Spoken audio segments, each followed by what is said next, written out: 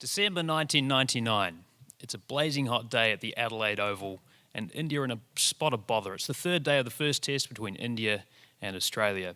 India are in a spot of bother, but they've got their best batsman at the crease, Sachin Tendulkar, the little master. He's on 61, he's set to make a huge total, but he's up against one of Australia's best bowlers, Shane Warne. So Warne shuffles up to the crease, he delivers the ball, you can hear his wrist snap as it leaves his hand, goes down the other end, and Tendulkar shapes to play a square drive, one of his favourite shots. But he kind of mistimes it, and the ball flies off the edge of his bat and into the slip cordon where Justin Langer catches the ball. So Tendulkar's out.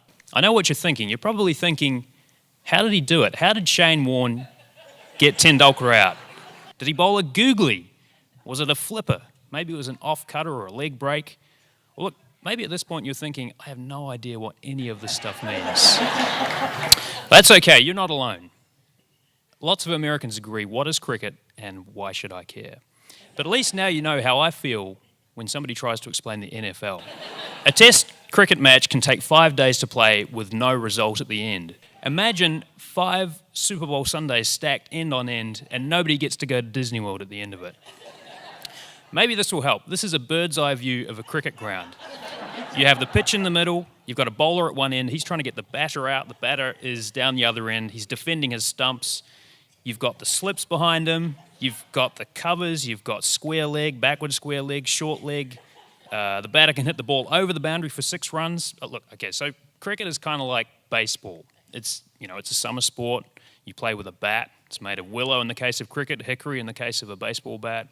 You play with a leather ball. It's kind of small and it's very hard. And if it hits you on an exposed part of your body, it hurts quite a bit.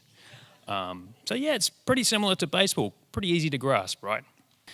Maybe cricket is difficult to understand, but for me, for people like me who grew up playing a little bit of cricket and watching cricket, it's easy. This is the cricket ground, the stadium in my hometown of Christchurch, New Zealand, Lancaster Park. This is where I would watch the mighty All Blacks play rugby in winter and the Black Caps play cricket in summertime. I was also kind of obsessed with history as a kid, and it seemed to me that cricket has something gladiatorial at its core. Sure, there may be a lot of players on the field at once, but really it's about 2 people, the batter and the bowler. They're duking it out for supremacy in the middle of a stadium of cheering fans. And how can you not be entertained by that? And like many sports, cricket is built around the narrative of rivalries. Friendly rivalries, like in this case, New Zealand's greatest ever batsman, Martin Crowe, and his cousin Russell Crowe in a charity match at the end of Martin Crowe's long professional cricket career. But sometimes those friendly rivalries can turn a little bit sour. 1981, it's the final over of a one-day game between Australia and New Zealand. The batter, who's New Zealander, Brian McKechnie, has to hit the ball over the field, over the boundary to score 6 runs to tie the game. The Aussies consult the rule book and they bowl underarm. It's not technically against the rules, but it's not really cricket. It's kind of like deflating a football. Now, cricket was born in England, but it spread across the globe, and the former colonies took the game and perfected it. It's dramatised here in the classic Bollywood movie Lagan. It's a classic underdog story where the Indians with their homemade bats triumph over the English. Cricket has changed a bit over the years, though. You're probably not going to see people wearing top hats playing cricket these days. The umpire is probably not going to be puffing on a pipe as he watches. You don't need the steampunk goggles to play. You're not going to see people wearing steampunk glasses so much. Probably won't see the umpire puffing on a pipe as he watches the game. And beards have got a little bit shorter as well. And that's not all that's gotten shorter. The game too has shortened. The one-day game can be played in a day. This is the 2017 Women's World Cup final between England and India. There's an even shorter version of the game too. It's called 2020, and you can play it in a matter of hours. It's hugely popular in India. Millions of fans, big prize money. It's been a smash hit. So cricket maybe could take off here. There's also backyard cricket too. Here I am playing a classic forward defensive shot in a backyard cricket game with my family back in New Zealand. And cricket has helped me in the United States too. When I first moved here, my father-in-law couldn't really understand my funny accent, but we both follow cricket, so we sort of bonded over a shared love of the game. So what about cricket in the United States? Well, there's actually a sizable following for cricket here in Central Florida. You can catch a game in West Orlando. You can go out to St. Cloud and see a game there.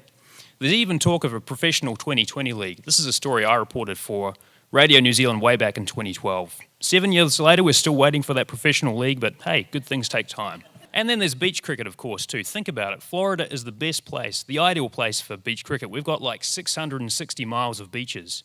All you need is a bat, a ball, and some people, and you've got a game. Plus, we're on the doorstep of the Caribbean. Florida, I think, is the perfect state for cricket.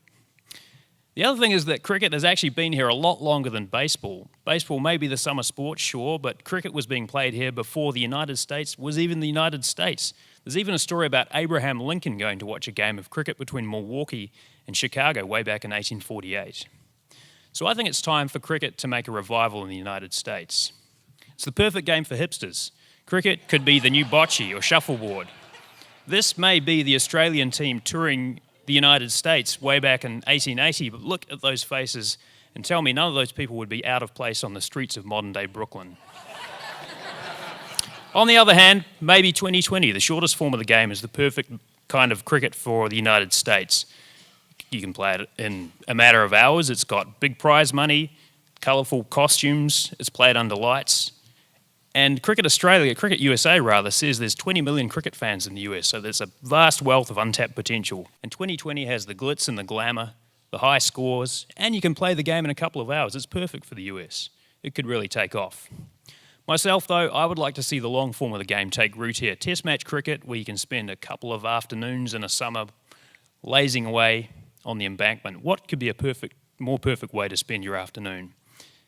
On the other hand, there is a chance to see some cricket this year. Go catch a local game or even tune into the World Cup. It starts in May. I'll be watching. You should too.